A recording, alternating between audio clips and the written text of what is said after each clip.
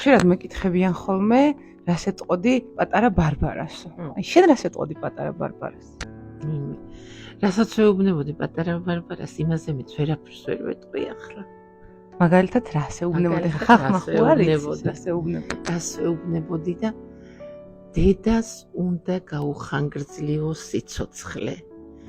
დედას უნდა უნდოდეს სიცოცხლე. შენ უნდა შეცვალო დედას ხასიათები. ისეთი უნდა იყო. ძალიან ბევრს ხო არ მთხოვდი პატარა ასაკიდან გამომდინარე. გეტყობოდა, კოჭებზე გეტყობოდა. ღმერთი მახვედრებდა თუ მაგრძნობიებდა, რა ვიცი, იმედის წყარო იყავით შენ და შენი და როდესმე ჩემიდან და ნანუკადან იმედგაცრუება გიგრძნია რო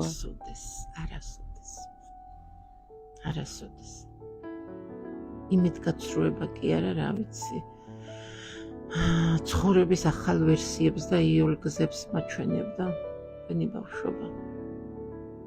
იცი კიდე რა მშვიდები და ისეთი უპრეტენზიოები იყავით, მოდი ასე ვიტყვი. ძალიან შეგნებული და გრძნობიარეები. ღმერთმა იმიტომ გაგიმართლათ. ასე ვფიქრობ, რომ დედას რო უფრთხილდებოდით ბავშვობიდანვე. რო არ გათხოვილიყავი. აი შენი აზრით დღეს სად იქნებოდი? აი შენს ოცნებებს რო გაყოლოდი. რა ვიცი, დედა არავის ენაკლები არც პოლიტიკოსი ვიქნებოდი, არც სახალხო მტკბელი. ანუ შენს საზოგადო მოღვაწე, რა ვიცი. ანუ შენს თავს სათხედა პოლიტიკაში? აი რო არა შვილები, რო არა ოჯახი. რო არა სოფლის მძიმე ჭაპანი. ხო რა ვიცი, დედა ხალხს ეზრუნვა ყოველთვის მიყვარდა სიმართლის თქმა დღემდე. ძალიან ბევრჯერ დამაზარალა ამან თანამედროვე ცხოვრებაშიც და დღევანდელ რეალურ ცხოვრებაშიც. მაგრამ რა ვქნა, მე სიმართლეზე თვალს ვერ ხუჭავდა რა უყო. სიმართლეს რო ამბობ, ეს იმას არ ნიშნავს, რომ ვინმე გძულს, ან გეზარება, ან გეზიზღება. და იცი რა მაინტერესებს? შენ ჩემს მიმართ წამოსული კრიტიკის გეშინოდა? ეხლა ნუ ნაკლებია რა თქმა უნდა, მაგრამ აი გეშინოდა? კრიტიკის რა დედა? შენი პიროვნული მონაცემების გამო არასდროს არაფრის არ მეშინოდა. მე უფრო აი ასე იყო ჩემ ბავშვობაშიც და რეალობაშიც, რომ ვიღაცის შვილი უნდა ყოფილიყავი, ბობოლა, მამა უნდა ყოლოდა, ან ბაბუა ვიღაცა ბიზნესმენის აღაციდან, მთავრობის ძღოლი მაინც უნდა ყოფილიყო რიგითისადმე ვინმე მინისტრის წარმატებისთვის რომ მიგიღწია, უფრო აი საფეხურებიდან განვლილი საფეხურების მეშინოდა ცხოვრების, რომ ამის გამო არ ვეკრიტიკე. ჩვენი გლეხობის გამო რო არ ვეკრიტიკებიეთ ხალხს, მაგრამ დღეს ბრენდია გენაცვალე, აღარც გლეხობად ეყავს, აღარც ძროხა და აღარც ღორი და აღარც ბოსტანი. რეალურად ვინც ფულს შოვილობს დღეს აი ამ საქმეში დებს. წერტილი. იცი რა მაინტერესებს? აი ჩემთან დაკავშირებით რისი გეშინია, ან გეშინოდა ყველაზე მეტად. აი მე შენთან დაკავშირებით დაბადებიდანვე მეშინოდა, ეს ხო ბევრჯერ ვთქვი, რა ვიცი, შენთან ინტერვიუები იყო თუ მეზობლებში ვყვები, ყოველთვის რომ დავჯდებით ყველა რაც არ უნდა ვილაპარაკობთ, ყველაფერი გზამიდის, მე ბარბარას განწყობებიდან ყველა შენი დაქალები გიხსენებენ ხოლმე და მოკითხვა ყველას. მალე ჩამოვალ და მალე ჩაგეხუტებით ყველა. იცი რისი მეშინოდა, აი დაბადება. ჯერ ფეხმძიმეთ რო ვიყავი შენზე, ტაშის ხმა გამოდიოდა ხოლმე მუცლიდან. და ჩემ გინეკოლოგს რო ვეუბნებოდი, დამცინოდა.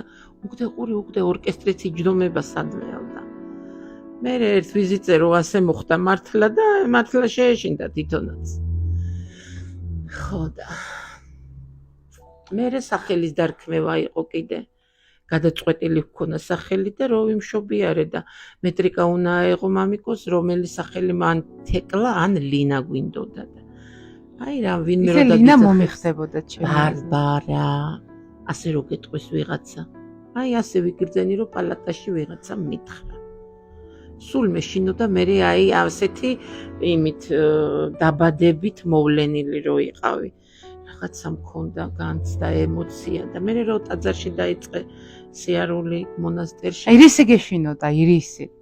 უფრო რო ჩაუარმავდი. საკუთრებული, ალბათ ტკივილიანი იქნებოდი, რა ვიცი, რაღაცა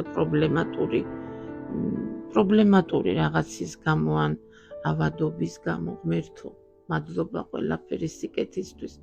ამის მეშინოდა, თორე ასეთი წარმატებების რატო შემეშინდებ? რა ვიცი, რატო იყავი ეს? აი რო დაგაბრუნა წარსულში. აი რას შეცვლიდი?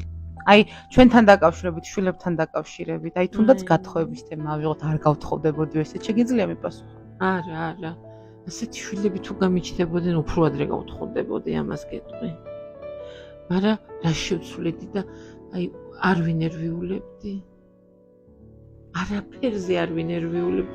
დღესაც ხო შემიძლია რომ ხვალ მე იმას ვიტყვი დღეს რატო ვინერვიულებ, მაგრამ მგონია რომ წარსულში უფრო ნერვიულობდი და არ ვინერვიულებდი, თავს არ დავიზარალებდი და თქვენ ტკივილებს არ გავაღვიძებდი, რომ იმედე და როგორ ახარდე და წამალი და ლიეს რო არ დაგჭირვებ.